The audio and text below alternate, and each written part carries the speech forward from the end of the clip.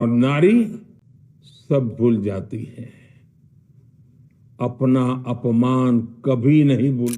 महिलाओं से उनके अधिकार छीनकर ये लोग मेजे थपथपा रहे थे कि सपनों को बेरहमी से कुचल दिया गया। बात करने के लिए आया हूं। आज भारत का हर नागरिक देख रहा है कि कैसे भारत की नारी शक्ति की उड़ान को रोक दिया गया, उनके सपनों को बेरहमी से कुचल दिया गया। हमारे भरसक प्रयास के बावजूद हम सफल नहीं हो पाए। नारी शक्ति वंदन अधिनियम में संशोधन नहीं हो पाया और मैं इसके लिए सभी माताओं बहनों उनसे मैं क्षमा प्रार्थी हूं। साथियों, हमारे लिए देश हित सर्वोपरि है, लेकिन जब कुछ लोगों के लिए दल हित सब कुछ हो जाता है, दल हित देश हित से बड़ा हो जाता है, तो नारी शक्ति को, देश हित को इसका खामियाजा उठाना पड़ता है। इस बार भी यही हुआ है। कांग्रेस, डीएमके, टीएमसी और समाजवादी पार्टी जैसे दलों की स्वार्थी राजनीति का नुकसान देश की नारी शक्ति को उठाना पड़ा है। साथियों, कल देश की करोड़ों महिलाओं की नजर संसद पर थी। देश की नारी शक्ति देख रही थी। मुझे भी ये देखकर बहुत दुख हुआ कि जब ये नारी हित का प्रस्ताव गिरा तो कांग्रेस, डीएमके, टीएमसी, सपा जैसी परिवारवादी पार्टियां खुशी से तालियां बजा रही थी। महिलाओं से उनके अधिकार छीनकर ये लोग मेजे थपथपा रहे थे। उन्होंने जो किया वो केवल टेबल पर थाप नहीं थी, वो नारी के स्वाभिमान पर, उसके आत्मसम्मान पर चोट थी। और नारी सब भूल जाती है, अपना अपमान कभी नहीं भूलती। इसलिए संसद में कांग्रेस और उसके सहयोग के उन सबके व्यवहार की कसक हर नारी के मन में हमेशा रहेगी। देश की नारी जब भी अपने क्षेत्र में इन नेताओं को देखेगी तो वो याद करेगी कि इन्हीं लोगों ने संसद में महिला आरक्षण को रोकने का जश्न मनाया था, खुशियां मनाई थी। कल संसद में नारी शक्ति वंदन संशोधन का जिन भी दलों ने विरोध किया है, उनसे मैं दो टूक कहूंगा। ये लोग नारी शक्ति को फॉर ग्रांटेड ले रहे हैं। वो ये भूल रहे हैं कि 21वीं सदी की नारी देश की हर घटना पर नजर रख रही है। वो उनकी मंशा भांप रही है और सच्चाई भी भली भांति जान चुकी है। इसलिए महिला आरक्षण विरोध करके जो पाप विपक्ष ने किया है, इसकी उन्हें सजा जरूर मिलेगी। इन दलों ने संविधान निर्माताओं की भावनाओं का भी अपमान किया है और जनता द्वारा इसकी सजा से भी वो बच नहीं पाएंगे। साथियों, सदन में नारी शक्ति वंदन संशोधन किसी से भी कुछ छीनने का नहीं था।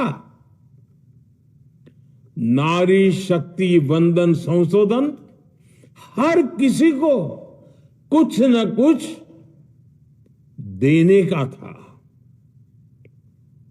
देने के लिए संशोधन का था। ये 40 साल से लटके हुए नारी के हक को 2029 के अगले लोकसभा चुनाव से उसका हक देने का संशोधन था। नारी शक्ति वंदन संशोधन 21वीं सदी के भारत की नारी को नए अवसर देने, नई उड़ान देने, उसके सामने से बाधाएं हटाने का महायज्ञ था। देश की 50% यानी आधी आबादी को उसका अधिकार देने का साफ नियत के साथ, ईमानदारी के साथ किया गया एक पवित्र प्रयास था। नारी को भारत की विकास यात्रा में सहयात्री बनाने और सबको जोड़ने का प्रयास था। नारी शक्ति वंदन संशोधन समय की मांग है। नारी शक्ति वंदन संशोधन उत्तर, दक्षिण, पूरब, पश्चिम सभी राज्यों की, हर राज्य की शक्ति में समान वृद्धि का प्रयास था। ये संसद में सभी राज्यों की आवाज को अधिक शक्ति देने का प्रयास था।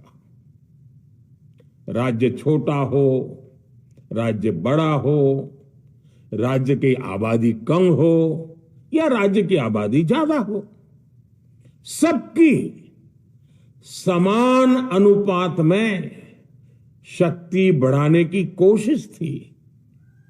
लेकिन इस ईमानदार प्रयास की कांग्रेस और उसके सहयोगियों ने सदन में पूरे देश के सामने भ्रूण हत्या कर दी है, भ्रूण हत्या कर दी है। ये Congress, TMC, Samajwadi party, DMK जैसे दल इस भ्रूण हत्या के गुनहगार हैं। ये देश के संविधान के अपराधी हैं। ये देश की नारी शक्ति के अपराधी हैं। साथियों, कांग्रेस महिला आरक्षण के विषय से ही नफरत करती है। उसने हमेशा से ही महिला आरक्षण को रोकने के लिए षड्यंत्र किए हैं। इस दिशा में पहले जितनी बार भी प्रयास हुए, हर बार कांग्रेस ने इसमें रोड़े अटकाए हैं। इस बार भी कांग्रेस और उसके साथियों ने महिला आरक्षण को रोकने के लिए एक के बाद एक नए झूठ का सहारा लिया। कभी संख्या को लेकर, कभी किसी और तरीके से कांग्रेस और उसके साथियों ने देश को गुमराह करने की कोशिश की। ऐसा करके इन दलों ने भारत की नारी शक्ति के सामने अपना असली चेहरा सामने ला दिया है, अपना मुखौटा उतार दिया है। साथियों, मुझे व्यक्तिगत तौर पर आशा थी कि कांग्रेस अपनी दशकों पुरानी गलती सुधारेगी। कांग्रेस अपने पापों का प्रायश्चित करेगी। लेकिन कांग्रेस ने इतिहास रचने का, महिलाओं के पक्ष में खड़े होने का अवसर खो दिया। कांग्रेस खुद देश के अधिकांश हिस्सों में अपना वजूद खो चुकी है। कांग्रेस परजीवी की तरह क्षेत्रीय दलों की पीठ पर सवार होकर खुद को जिंदा रखे हुए है। लेकिन कांग्रेस ये भी नहीं चाहती कि क्षेत्रीय दलों की ताकत बढ़े। इसलिए कांग्रेस ने इस संशोधन का विरोध करवाकर अनेक क्षेत्रीय दलों के भविष्य को अंधकार में धकेलने का राजनीतिक षड्यंत्र किया है। साथियों, Congress, Samajwadi party, DMK, TMC और दूसरी पार्टियां इतने वर्षों से हर बार वही बहाने, वही कुतर्क गढ़ते आए हैं, बनाते आए हैं। कोई न कोई टेक्निकल पेंच फंसाकर ये महिलाओं के अधिकारों पर डाका डालते रहे हैं। देश राजनीति का ये भद्दा पैटर्न बराबर समझ चुका है और उसके पीछे की वजह भी जान चुका है। भाइयों बहनों, नारी शक्ति वंदन अधिनियम के विरोध की एक बड़ी वजह है इन परिवारवादी पार्टियों का डर। इन्हें डर है अगर महिलाएं सशक्त हो गई तो इन परिवारवादी पार्टियों का नेतृत्व खतरे में पड़ जाएगा। ये कभी नहीं चाहेंगे कि उनके परिवार के बाहर की महिलाएं आगे बढ़ें। आज पंचायतों में, लोकल बॉडीज में जिन हजारों लाखों महिलाओं ने अपनी क्षमता को साबित किया है, जब आगे बढ़कर लोकसभा और विधानसभाओं में आना चाहती हैं, देश की सेवा करना चाहती हैं, परिवारवादियों के भीतर उनसे असुरक्षा की भावना बैठी हुई है। परिसीमन के बाद महिलाओं के लिए कहीं ज्यादा सीटें होगी, महिलाओं का कद बढ़ेगा। इसलिए इन लोगों ने नारी शक्ति वंदन संशोधन का विरोध किया है। देश की नारी शक्ति कांग्रेस और उसके सहयोगियों को इस पाप के लिए कभी माफ नहीं करेगी। मेरे प्रिय देशवासियों, कांग्रेस और उसके साथी दल डिलिमिटेशन पर लगातार झूठ बोल रहे हैं। ये इस बहाने विभाजन की आग को सुलगाना चाहते हैं, क्योंकि बांटो और राज करो, कांग्रेस ये पॉलिटिक्स अंग्रेजों से विरासत में सीख कर आई है और कांग्रेस आज भी उसी के सहारे चल रही है। कांग्रेस ने हमेशा देश में दरार पैदा करने वाली भावनाओं को हवा दी है। इसलिए यह झूठ फैलाया गया कि डीलिमिटेशन यानी परिसीमन से कुछ राज्यों को नुकसान होगा, जबकि सरकार ने पहले दिन से स्पष्ट किया है कि न किसी राज्य की भागीदारी का अनुपात बदलेगा, न किसी का रिप्रेजेंटेशन कम होगा, बल्कि सभी राज्यों की सीटें समान अनुपात में ही बढ़ेगी। फिर भी कांग्रेस, डीएमके, टीएमसी और समाजवादी पार्टी जैसे दल इसे मानने को तैयार नहीं हुए।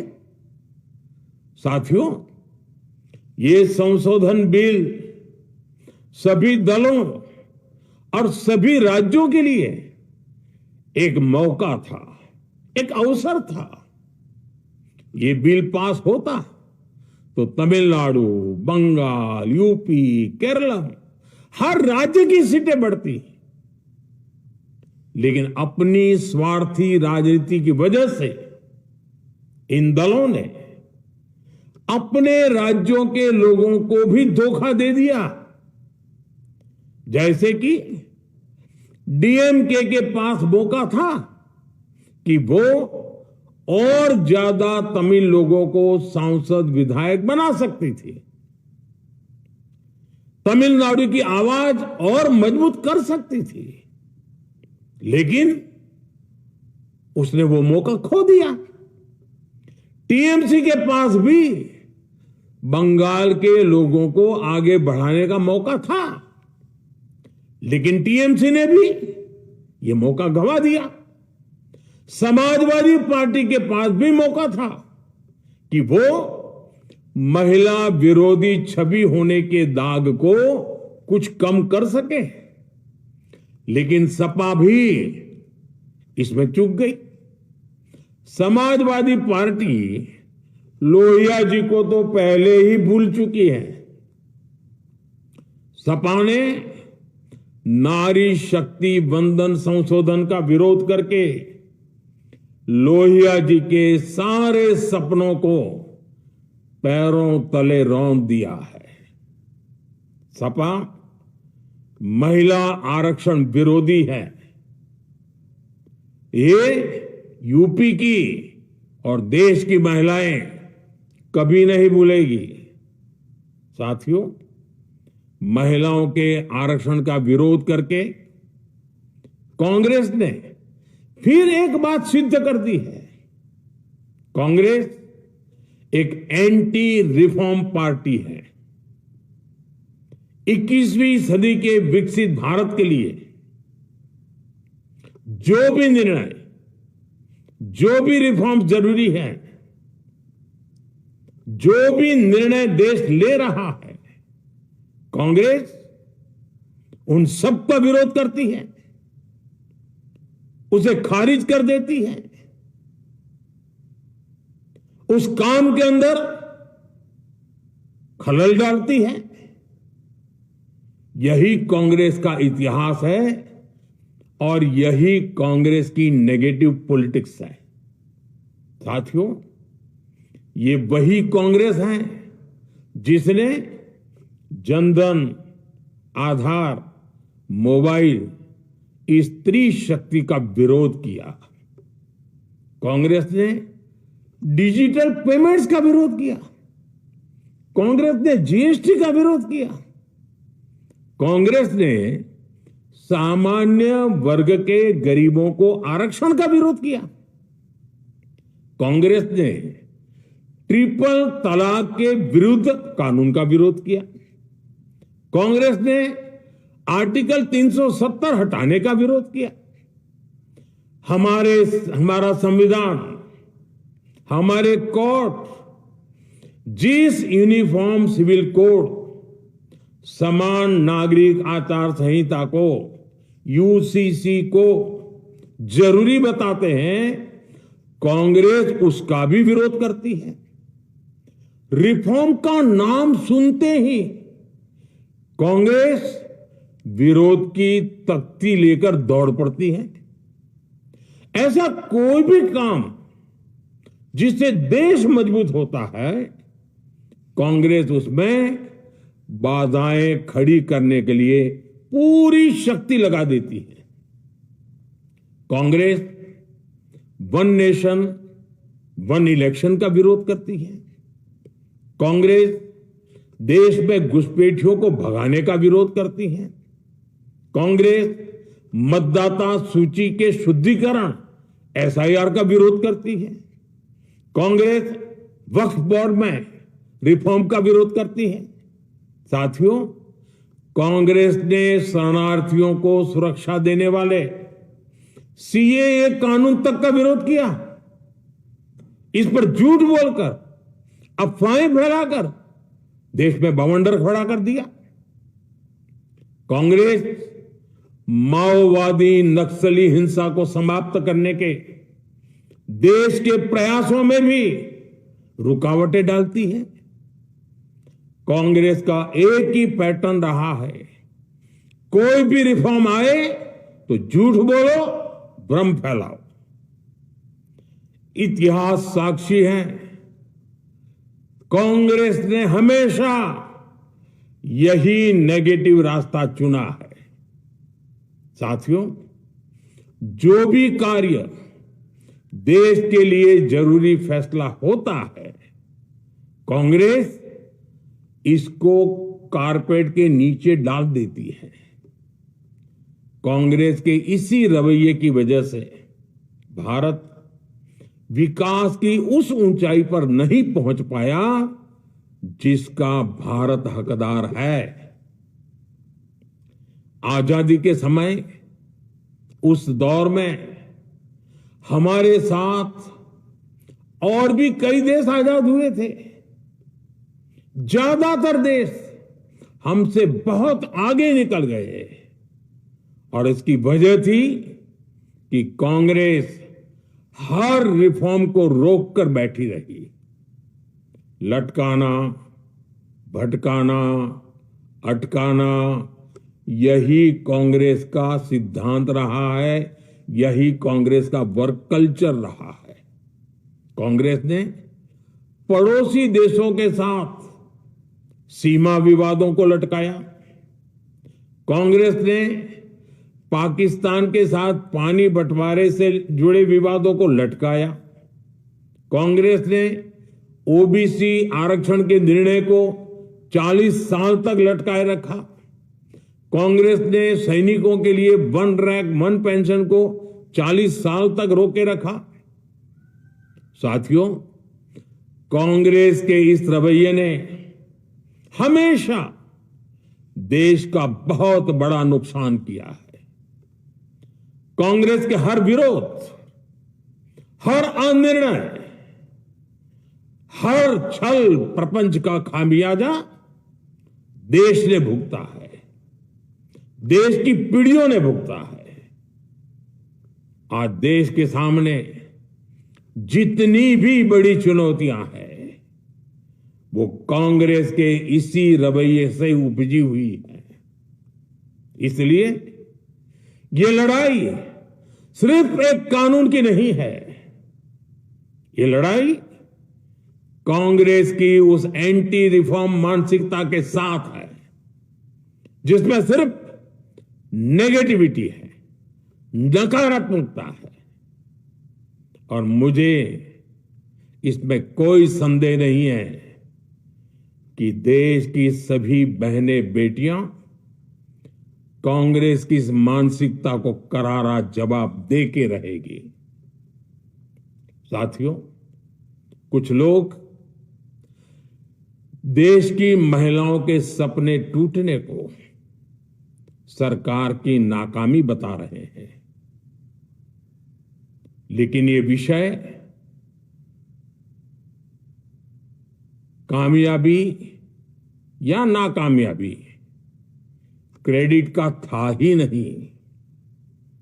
मैंने संसद में भी कहा था, आधी आबादी को उनका हक मिल जाने दीजिए, मैं इसका क्रेडिट विज्ञापन छपवाकर विपक्ष के सभी लोगों को दे दूंगा, लेकिन महिलाओं को दकियानुसी सोच से देखने वाले फिर भी अपने झूठ पर अड़े रहे, कायम रहे। साथियों, नारी शक्ति को भागीदारी दिलाने की लड़ाई दशकों से चल रही है। वर्षों से मैं भी इसके लिए प्रयास करने वालों में से एक हूं। कितनी ही महिलाएं ये विषय मेरे सामने उठाती रही हैं, कितनी ही बहनों ने पत्र के द्वारा मुझे सारी बातें बताई हैं। मेरे देश की माताएं, बहनें, बेटियां, मैं जानता हूं आज आप सब दुखी हैं, मैं भी आपके इस दुख में दुखी हूं। आज भले ही बिल पास कराने के लिए जरूरी 66% वोट हमें नहीं मिला हो, लेकिन मैं जानता हूं देश की 100%, 100% नारी शक्ति का आशीर्वाद हमारे साथ है। मैं देश की हर नारी को विश्वास दिलाता हूं, हम महिला आरक्षण के रास्ते में आने वाले हर रुकावट को खत्म करके रहेंगे, हटा करके रहेंगे। हमारा हौसला भी बुलंद है, हमारी हिम्मत भी अटूट है और हमारा इरादा भी अड़िग है। महिला आरक्षण का विरोध करने वाली पार्टियां ये देश की नारी शक्ति को संसद और विधानसभाओं में उनकी भागीदारी बढ़ाने से कभी भी रोक नहीं पाएंगे। सिर्फ वक्त का इंतजार है। नारी शक्ति के सशक्तिकरण का बीजेपी एनडीए का संकल्प अक्षुण्ण है। कल हमारे पास संख्या बल नहीं था, लेकिन इसका मतलब ये नहीं है कि हम हार गए। हमारा आत्मबल अजेय है, हमारा प्रयास रुकेगा नहीं, हमारा प्रयास थमेगा नहीं। हमारे पास आगे अभी और मौके आएंगे। हमें आधी आबादी के सपनों के लिए, देश के भविष्य के लिए इस संकल्प को पूरा करना ही है। आप सबका बहुत बहुत धन्यवाद।